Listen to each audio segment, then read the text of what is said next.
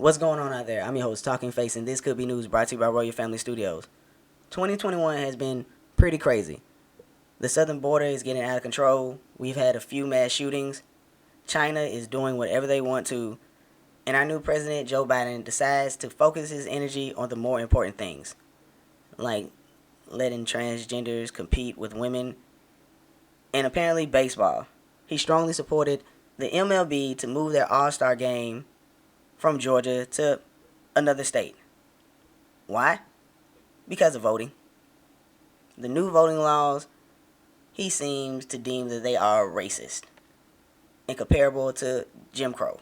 The country are working to pass bills that would restrict voting. What I'm worried about is how un-American this whole initiative is. It's sick. It's sick. Deciding in some states that you cannot bring water to people standing in line, waiting to vote.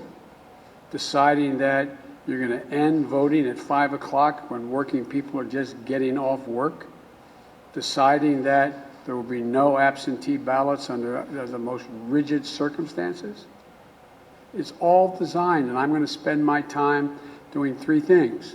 One, trying to figure out how to pass the legislation passed by the House, number one. Number two, educating the American public. The Republican voters I know find this despicable. Republican voters. The folks outside this White House. I'm not talking about the elected officials.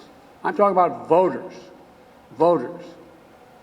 And so I'm convinced that we'll be able to stop this because it is the most pernicious thing. This makes Jim Crow look like Jim Eagle. I mean, this is gigantic, what they're trying to do. And it cannot be sustained. I don't see how you can compare what's going on with the voting laws in Georgia. If you don't know, they're changing the voting laws in Georgia, and people are calling it restrictive, but the only thing that they're actually restricting is people without IDs. And you have to have a signature and an ID to do mail-in ballots. But other than that, they're actually adding on an extra day to voting. And it only hurts people who are not legal immigrants or people who don't have a valid state ID that can vote. But apparently it's just like Jim Crow when people were fighting for equal rights on them. Birmingham civil rights leader Reverend Calvin Woods was there. There had been some dog biting, some beating, some killing. Many people were beaten and spit on and put in jail, lost jobs. But those were minor things compared to what we felt we had to do. The brutal crackdown was widely televised, and images of the event were seen around the world. Robert Corley says this incident galvanized new support for the civil rights movement. But for them to pass a voting law to say that you can't pass out food or water, a couple things. One, if you're in line to vote and you can't stand in line to vote and you didn't bring your own water, but if you can stand there long enough to not be dehydrated or not to run out of food, enough nourishment to sustain yourself to stand in line to vote, you probably don't need to vote. I'm not even gonna lie. But another thing is, they do that because campaigns will try to buy votes. That's what they've always done. That's why they get unions and other people to contribute to their campaigns, is to buy votes. It's part of the game. They just don't want to do it at last minute with people who can swing an entire election. But past that, CNN is coming under a little fire, just a little, just social media stuff, because they say there is no consensus for assigning sex at birth. People want to say there are no doctors and there's no science behind sex and gender, which are pretty much the same thing. I don't know why it has to be that difficult.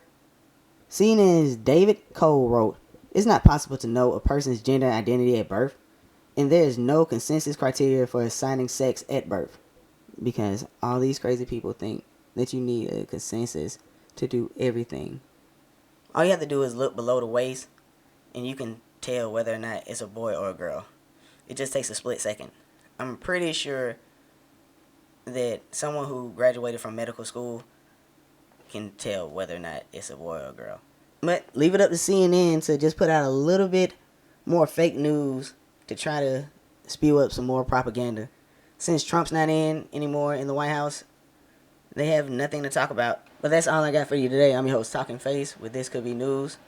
Remember to do the YouTube thing, like the video, subscribe to the page, hit the bell for notifications, and drop a couple comments. Like, tell us the truth. Do you think that the president should be worried about what's going on in Major League Baseball, or there are a couple more stressful situations going on that need to be taken care of? And is it really that hard to tell whether or not it's a boy or a girl at birth?